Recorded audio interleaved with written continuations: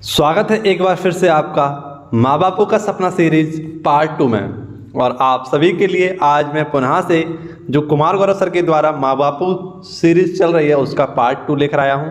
तो बहुत ही कम समय में जो 1 घंटा 38 मिनट की वीडियो है मात्र आपके सामने 20 मिनट में पेश करने वाला हूँ। तो सभी साथी एक बार पूरी मेहनत के साथ, पूरी ईमानदारी के साथ इस वीडियो को देखना और आपको एक एक पॉइंट समझ में आएगा बहुत ही बेहतरीन तरीके से। तो स्टार्ट करते हैं। Are you ready for the video? ठीक है, कमेंट बॉक्स में जल्दी से बता दीजिए और जितने भी अपने साथी हैं उन सभी को जोड़ लीजिए। जितने भी मेरे नए साथी मुझसे जुड़ रहे हैं सभी लोग एक बार चैनल को सब्सक्राइब कर लीजिए। आइए शुरुआत करते हैं पहले क्वेश्चन से। और पहला क्वेश्चन था हमारा सती प्रथा। सती प्रथा आप सभी लोग जानते हैं, इसका अंत किया था विलियम बेंटिंग ने। और किसकी मदद से? तो ये किया था राजा राम मोहन राय। कब किया था? तो 1829 में इसको क्या किया था मित्रों? बैन किया गया था। इसका उल्लेख किस मिलता है? तो इसका उल्लेख मिलता है, एक अभिलेख था एरन अभिलेख। इस अभिलेख में इसका जिक्र किया गया है, जो किसका था? भानुगुप्त का एक अभिलेख था। बात करनी थी राजा राम मोहन राय की, तो इनके द्वारा ही ब्रह्म समाज की स्थापना की गई थी और इनके द्वारा ही आत्मीय समाज की भी स्थापना की गई है। ठीक है, आप सभी लोग याद रखना, बहुत इंपॉर्टेंट क्वेश्चन है ये आपके लिए और आपकी परीक्षा में पूछा जा सकता है।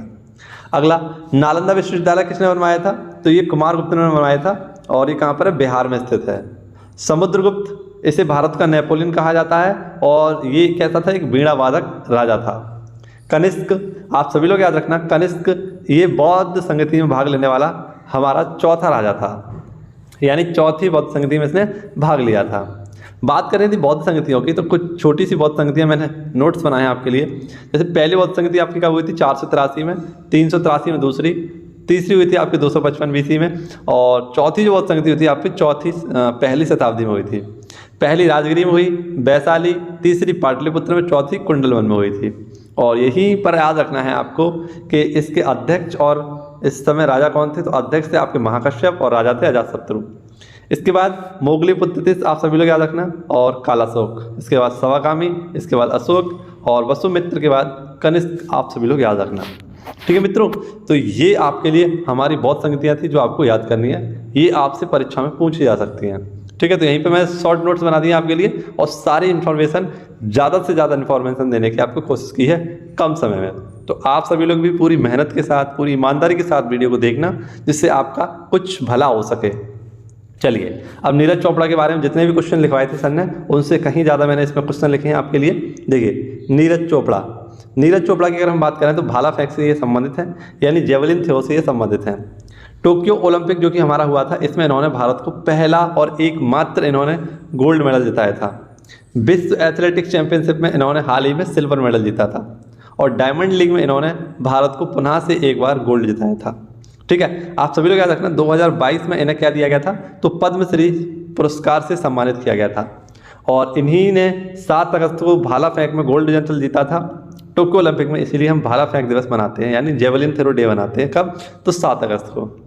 इनके ऊपर एक बुक भी लिखी गई थी, ऑटोबायोग्राफी लिखी गई थी इनकी, और वो थी अ गोल्डन बॉय नीरज चोपड़ा। ठीक है, और ये किसने लिखी थी? नवदीप गिल के द्वारा ये पुस्तक लिखी गई थी।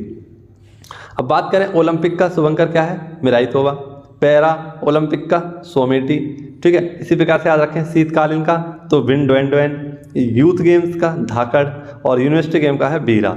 ठीक है, तो कुछ शुभंकर भी मैंने यहाँ पर लिख दिया आपके लिए। और आगे पूरी वीडियो को ईमानदारी के साथ देखना, बहुत इंपॉर्टेंट क्वेश्चन लेकर आया हूँ। कल मेरे सभी साथी PDF के लिए आप सभी लोग कमेंट कर रहे थे, तो आप सभी के लिए ये नंबर आज लिख दिया है मैंने। इस नंबर पर जाकर आप कमेंट कर सकते हैं, है ना, मैसेज कर सकते हैं। चलिए, अब बैडमिंटन के बारे में कुछ इंपॉर्टेंट क्वेश्चन। बैडमिंटन चैंपियनशिप 2022 किसने जीत ली है? तो विक्टर एस्कल्सन ने। सैयद मोदी टूर्नामेंट किसने जीता है? तो PV सिंधु ने। इसी प्रकार से आप याद रखना, सिंगापुर बैडमिंटन ओपन किसने जीत लिया है? तो ये भी आपका PV सिंधु ने ही जीता है। स्विस ओपन किसने जीता है? ये भी आपकी PV सिंधु ने जीता है। थॉमस कप किसने जीता है? इंडिया ने इंडोनेशिया को हराकर। ओबेर कप किसने जीता है? दक्षिण कोरिया ने चीन को हराकर। ठीक है, आप सभी लोग याद रखना। चलिए, ऑल इंडिया बैडमिंटन टूर्नामेंट किसने जीता है? तो ऑल इंडिया वाला आपको पता है लक्ष्य सेन के द्वारा जीता गया था। नेक्स्ट क्वेश्चन आपके लिए और भी ज़्यादा इंपॉर्टेंट है, सारी की सारी इंपॉर्टेंट आपको इसमें कांग्रेस के अधिवेशन बताऊंगा। बात करें थी कांग्रेस की, तो कांग्रेस की स्थापना कब हुई थी? 28 दिसंबर 1885 को इसकी स्थापना होती है। ठीक है। और इसका पहला अधिवेशन बॉम्बे में होता है, दूसरा अधिवेशन इसका कलकत्ता में, तीसरा मद्रास में, और इसके बाद एक 1896 का इसका जो कलकत्ता अधिवेशन है, इसमें पहली बार हमारा राष्ट्रीय गीत गाया गया था। ठीक है, आप सब लोग याद रखना कौन सा राष्ट्रीय गीत गाया गया था, वंदे मातरम। बात कर रहे थे पहले अधिवेशन की अध्यक्षता किसने की थी, WC बनर्जी यानी व्योमेश चंद्र बनर्जी के द्वारा की गई थी। इसके बाद दादा भाई नौरोजी ने की थी। इसके बाद बदरुद्दीन तैयब जी ने की थी, जो कि हमारे पहले मुस्लिम अध्यक्ष थे। और इसके बाद मैं आपको बता दूं रहमतुल्लाह सयानी के द्वारा की गई थी 1896 में। ठीक है, जिसमें हमारा पहला राष्ट्रीय गीत गाया गया था। लेकिन मित्रों पूर्ण स्वराज की मांग किस अधिवेशन में की गई थी, तो पूर्ण स्वराज की मांग लाहौर अधिवेशन में की गई थी 1929 में। ठीक है, मोस्ट इंपोर्टेंट क्वेश्चन है। अब वेद के बारे में सारी बातें जान लेते हैं। वेद हमारे 4 होते हैं, आप सभी को पता है। ठीक है, ऋग्वेद, यजुर्वेद, सामवेद और आपका होता है एक अथर्ववेद। उसी में से 3 वेद जो होते हैं हमारे उन्हें कहते हैं वेद त्रय, जिसमें शामिल है आपका ऋग्वेद, यजुर्वेद, सामवेद। वेदों में गाय को क्या कहा गया है, अगन्या कहा गया है। और ऋग्वेद में आपके सर्वाधिक मंडल है 10 मंडल। तो हम बात करते हैं ऋग्वेद की। ऋग्वेद में कुल 10 मंडल हैं। इसमें श्लोकों की संख्या है 1028। इसके उद्गाता को क्या कहा जाता है, तो होत्र कहा जाता है। और इसके उपवेद हैं कौस्तकी और ऐतर्या। वेदों को किसके द्वारा संकलित किया गया था, तो ये किया गया था आपका वेद व्यास जी के द्वारा। ठीक है मित्रों, आप सभी लोगों ने अभी चैनल को सब्सक्राइब भी किया है, सभी लोग चैनल को सब्सक्राइब अवश्य कर लें। अगले हमारे सारे क्वेश्चन हैं आपके जल से संबंधित। तो बहुत इंपॉर्टेंट क्वेश्चन है। 100% हर घर प्रमाणन जिला कौन सा है आपका, तो ये है आपका बुरहानपुर मध्य प्रदेश। पहला राज्य कौन सा है आपका हर घर जल वाला, तो ये है आपका गोवा। ठीक है, इसकी शुरुआत कब हुई थी, जल जीवन मिशन की 25 दिसंबर 2019 को इसकी शुरुआत की गई थी। ठीक है, और आप सभी को याद रखना है कि जल दिवस कब मनाते हैं, तो 22 मार्च को। जल मंत्री कौन है, गजेंद्र सिंह शेखावत। और हर घर जल का हमारा लक्ष्य क्या है, 2024 का। 2024 तक हम सबके घर में क्या कर देंगे, पानी पहुंचा देंगे, पीने योग्य। बात करें यदि गोवा की, तो गोवा सर्वाधिक क्षेत्रफल में कम होता है, यानी इसका सर्वाधिक क्षेत्रफल कम है भारत में। गोवा रेबीज मुक्त हमारा पहला राज्य है। इसके साथ यहीं पर आर्टिकल 44 लागू है, जिसे हम समान सिविल सहायता के नाम से भी जानते हैं। सिग्मोत्सव भी गोवा में ही मनाया जाता है। और पुर्तगाल के द्वारा 1510 में इस पर कब्जा किया गया था। और इसको मुक्त कब किया गया था, 1961 में। ऑपरेशन विजय चलाया गया भारतीय सेना के द्वारा, तब इसे पुर्तगालियों ने आज़ाद किया था। ठीक है, आप सभी लोग याद रखना। चलिए आगे देखते हैं। और इम्पोर्टेंट क्वेश्चन है महिला निधि लोकार्पण। तो महिला निधि योजना का लोकार्पण किसने किया है हाल ही में, पहले किया था सबसे पहले तेलंगाना ने, लेकिन अगस्त 2022 में दूसरा राज्य जो बन गया है वो है आपका राजस्थान। चिरंजीवी योजना राजस्थान की है। ग्रामीण ओलंप राजस्थान में हुए थे। और ऊंट महोत्सव ये जैसलमेर में मनाया जाता है राजस्थान में। ठीक है, प्रमुख उत्सव देख लीजिए, बहुत इंपॉर्टेंट उत्सव है आपके लिए। ओणम उत्सव कहाँ का है, तो आप सभी लोग जानते हैं केरल का है। और केरल में ही कौन सा, तो त्रिशूरपुरम भी मनाया जाता है। कौन सा, त्रिशूरपुरम।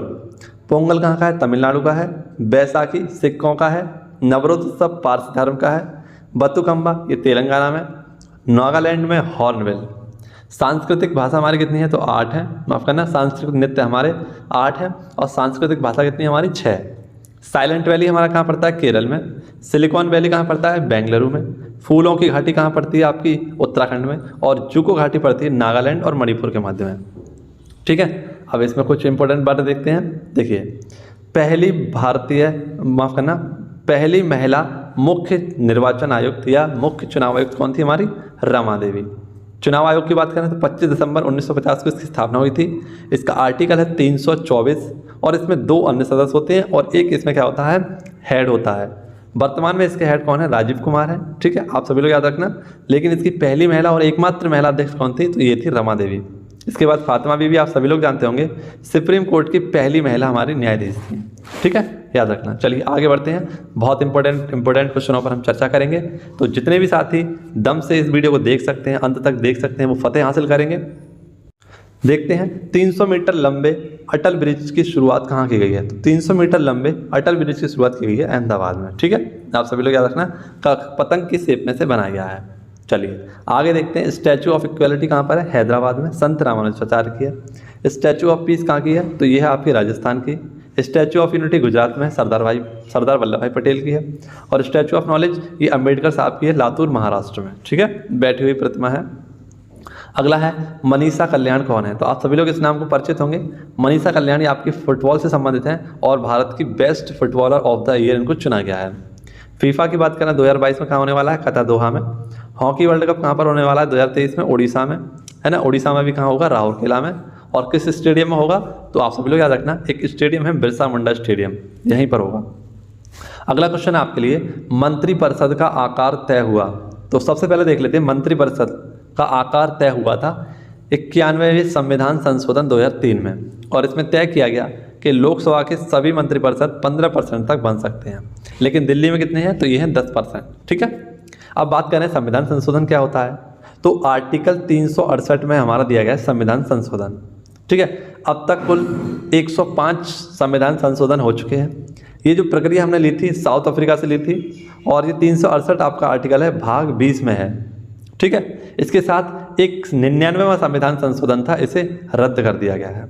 और 42वां जो संविधान संशोधन है, इसे भारतीय संविधान का लघु संविधान संशोधन कहा जाता है।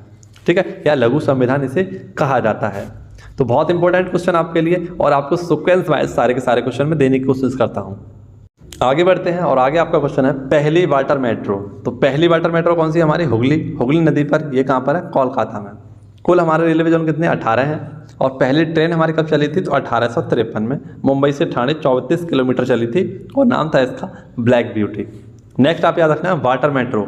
तो वाटर मेट्रो ये नाव है, और ये कहाँ पर चलाई गई थी, आपकी कोच्चि में। अगला, कार्यात्मक रूप से साक्षर पहला जिला कौन सा है, तो ये मांडला जिला है। ठीक है, बायो सीएनजी हाइड्रोजन प्लांट कहाँ लगेगा, इंदौर में लगेगा। बायोमास हाइड्रोजन प्लांट कहाँ लगेगा, खांडवा उत्तर प्रदेश में, खांडवा मध्य प्रदेश में। वाटर प्लस सिटी कौन सी है, आपकी इंदौर है। और लगातार 6ठी बार सबसे स्वच्छ शहरों की लिस्ट में कौन शामिल है, पहले स्थान पर इंदौर है। सतपुड़ा की सबसे ऊंची चोटी कौन सी है, तो धूपगढ़ी। आगे देखते हैं मोस्ट इंपोर्टेंट क्वेश्चन, रैयतवाड़ी व्यवस्था ये किसके द्वारा स्टार्ट की गई थी, तो रीड और मुनरो के द्वारा। सिविल सर्विस किसके द्वारा, कॉर्नवालिस के द्वारा। और स्थायी बंदोबस्त भी इसके द्वारा। रिपन के द्वारा वैज्ञानिक आधार पर पहली जनगणना कराई गई थी 1881 में, और स्थानीय स्वशासन का जनक भी रिपन को कहा जाता है।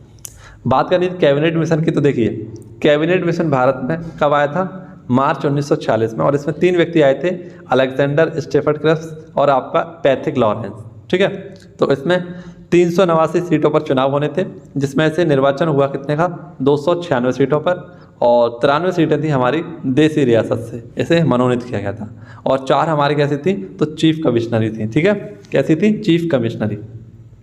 अब आप सभी लोग याद रखना, 1932 में रैमजे मैकडॉनल्ड ने सांप्रदायिक पंचायत को जारी किया था। नेक्स्ट क्वेश्चन हमारा, चंडीगढ़ अंतर्राष्ट्रीय एयरपोर्ट का नया नाम क्या है, तो शहीद भगत सिंह एयरपोर्ट। ठीक है, आप सभी लोग याद रखना, 13 मार्च 1931 को इन्हें क्या दी गई थी, फांसी दी गई थी, और इन्होंने ही इंकलाब जिंदाबाद का नारा बहुत ही पॉपुलर किया था। ठीक है, बात करें औरंगाबाद के नया नाम क्या है, जो कि आपका महाराष्ट्र में है, संभाजी नगर इसका नया नाम है। और औरंगाबाद में ही हमारा एक बहुत फेमस जगह है बीबी का मकबरा, जिसे हम ताजमहल का पूर्वगामी कहते हैं। ठीक है, यह ताजमहल की फूहड़ नहर के नाम से जानते हैं। आगे आपका पहली हाइड्रोजन ईंधन सेल बस का शुभारंभ कहाँ पर किया गया है, पुणे में। और पहली इलेक्ट्रिक डबल डेकर बस का शुभारंभ कहाँ किया गया है, आपका मुंबई में। नरौरा पावर प्लांट कहाँ है, उत्तर प्रदेश में। काकरापार गुजरात में है। तारापुर आपका महाराष्ट्र में है। केगा कर्नाटक में है। कुडनकुलम तमिलनाडु में है। और कलपक्कम है आपका, ये भी तमिलनाडु में है। आगे जैव विविधता, तो जैव विविधता दिवस हम कब मनाते हैं, 22 मई को मनाते हैं। कब मनाते हैं, 22 मई को। और इस शब्द को किसने दिया था, तो दिया था वाल्टर रोसेन के द्वारा ये शब्द दिया गया था। और आप सभी लोग याद रखना, 16 सितंबर 1987 को सतत विकास के लिए एक सम्मेलन होता है, स्टॉकहोम सम्मेलन। ठीक है, स्टॉकहोम सम्मेलन होता है। और आप सभी लोग याद रखना, स्टॉकहोम ये कहाँ पर आपका, स्वीडन में। तो आप सभी लोग याद रखना, ये सर्वाधिक जैव विविधता है। इस सर्वाधिक जैव विविधता कहाँ पर पाई जाती है आपकी, तो आप सभी लोग याद रखना, ये होती है आपकी अमेज़न वर्षावन में, जो कि ब्राज़ील में है। ये ब्राज़ील कहाँ है आपका, तो दक्षिण अमेरिका का सबसे बड़ा देश है। भारत में सबसे ज़्यादा कहाँ पाई जाती है, तो पश्चिमी घाट में आपकी जैव विविधता पाई जाती है। और गॉडगिल समिति इसके लिए बनाई गई थी। अगला और हमारा बहुत ही प्यारा क्वेश्चन है आपके लिए, कर्क रेखा भारत के कितने राज्यों से गुजरती है, तो कर्क रेखा भारत के 8 राज्यों से, गुजरात, राजस्थान, मध्य प्रदेश, छत्तीसगढ़, पश्चिम बंगाल, झारखंड, त्रिपुरा और मिजोरम। ये मैंने पश्चिम से पूरब आपके लिखे हैं, तो आप सभी लोग इसका क्रम भी देख लेना, बहुत इंपॉर्टेंट है। नेक्स्ट, भारत में कुल कितने राज्य हैं, तो 28 राज्य और 8 केंद्र शासित प्रदेश हैं। हमारा नवीनतम राज्य कौन सा है, तो यह है आपका तेलंगाना। और 2 जून 2014 को बनकर ये तैयार हुआ था। नेक्स्ट, आर्टेमिस थर्ड मिशन क्या है? तो आर्टेमिस थर्ड मिशन एक क्रू लैंडिंग मिशन है जो चंद्रमा पर जाएगा, नासा के द्वारा भेजा जाएगा। इसमें पहली बार महिला को भी शामिल किया गया है और ये चंद्रमा का मिशन है जो दूसरा होगा। इससे पहले कब गया था? तो पहली बार गया था ये 1969 में गया था, अपोलो 11 यूएसए के द्वारा, जिसमें 3 व्यक्ति गए थे।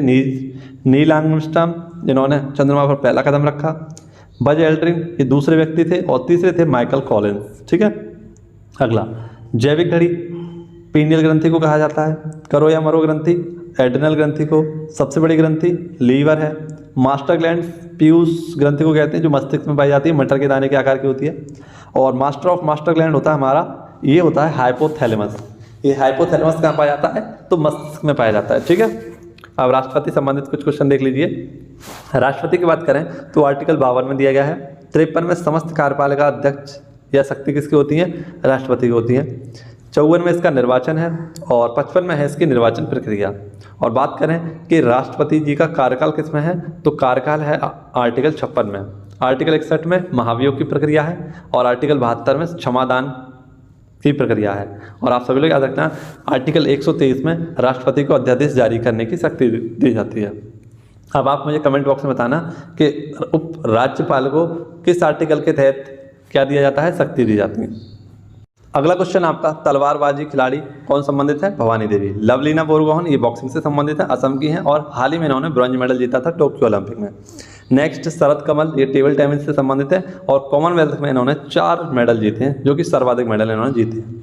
नेक्स्ट, आपका श्रीलंका के नए प्रधानमंत्री कौन है? तो ये है श्रीलंका के नए प्रधानमंत्री कौन है? दिनेश गुणवर्धन है। और यहाँ के राष्ट्रपति कौन है? विक्रम नरसिम्हा सिंघे। नेक्स्ट, आपके ऑस्ट्रेलिया के नए प्रधानमंत्री एंथनी अल्बनीज। जापान के हैं फूमियो किस्डो। इटली के हैं जॉर्जिया मेलिनो। न्यूजीलैंड की हैं आपकी जेसिका आर्डर्न। ठीक है, इटली की भी पहली महिला प्रधानमंत्री है जॉर्जियो मेलिनो। नेक्स्ट आपके सामने है सार्क। आप सभी लोग सार्क के बारे में जानते होंगे, south Asian association for regional corporation, दक्षिण एशियाई सहयोग क्षेत्रीय संगठन। स्थापना 1985 में होती है। कुल देश इसमें 8 हैं। ठीक है। बात करें आसियान में कितने देश हैं? तो आसियान में 10 देश हैं। लोक लेखा समिति में आपके 22 सदस्य होते हैं, 15 लोकसभा में और 7 होते हैं आपके राज्यसभा में। ठीक है। देखिए 8 देश कौन कौन से आपके? तो मालदीव, श्रीलंका, भारत, पाकिस्तान, अफगानिस्तान, भूटान, नेपाल, बांग्लादेश। ठीक है, बहुत इंपॉर्टेंट है, आप लोग याद करना। और अगला है हमारा बाघों से संबंधित सारे क्वेश्चन बताऊंगा। बाघ दिवस कब मनाते हैं? 29 जुलाई 2010 को पहली बार मनाया गया था। और टाइगर स्टेट कौन सा है हमारा? तो यह है आपका मध्य प्रदेश। 526 टाइगर यहाँ पाए जाते हैं। टाइगर मैन कौन है? तो कैलाश थाखला। टाइगर प्रोजेक्ट कब आया था? 1973। और नवीनतम टाइगर रिजर्व कौन सा है हमारा? गुरु घासीदास, जो कि 53वें नंबर का है। एलिफेंट डे कब मनाते हैं? 12 अगस्त को मनाते हैं और भारत का विरासत पशु है आपका एलिफेंट। डॉल्फिन डे कब मनाते हैं? तो प्रत्येक 5 अक्टूबर को, यानी आज ही के दिन हम मना रहे हैं डॉल्फिन डे। नेक्स्ट है आपका, कुल विधान परिषद वाले राज्य कौन से हैं? तो कुल विधान परिषद वाले हमारे 6 राज्य हैं। पहले 7 थे, जम्मू कश्मीर को अब हटा दिया गया है। बिहार, उत्तर प्रदेश, महाराष्ट्र, कर्नाटक, आंध्र प्रदेश और तेलंगाना। 2-2 के जोड़े बनाकर याद करना। ठीक है, याद हो जाएंगे बहुत जल्दी। बिहार, उत्तर प्रदेश, महाराष्ट्र, कर्नाटक, आंध्र प्रदेश और तेलंगाना। 36वें राष्ट्रीय खेल कहाँ पर होंगे? गुजरात में। इसका शुभंकर क्या है? सावज। 68वें राष्ट्रीय फिल्म पुरस्कारों में बेस्ट एक्टर का अवार्ड किसे दिया गया है? अजय देवगन और सूर्या। पुष्पराज झुकेगा नहीं मैं। चलिए, तो ये आज की हमारी क्लास थी। आप सभी लोग सपोर्ट करें, ठीक है, और मेरे साथ इसी प्रकार से फैक्टों को याद करते रहें। तो आपका साथी आपके लिए इसी प्रकार से मेहनत करता रहेगा और आपके लिए जो बड़ी बड़ी वीडियो हैं वो सारी वीडियो को शॉर्ट माध्यम से आपके रिवीजन के लिए देता रहूँगा, जिससे कि आप अगर 10 मिनट 20 मिनट कान में अपना ईयरफोन लगाकर सुनते हैं तो आपको काफ़ी हेल्प मिलेगी। ठीक है, तो इतना ही है कि यदि जितने भी साथियों ने अभी तक चैनल को सब्सक्राइब नहीं किया है, जल्दी से चैनल को सब्सक्राइब कर लें। आपसे मिलेंगे सुबह वाली वीडियो में जो करंट अफेयर के नोट्स में लेकर आता हूँ। धन्यवाद। जय हिंद, जय भारत।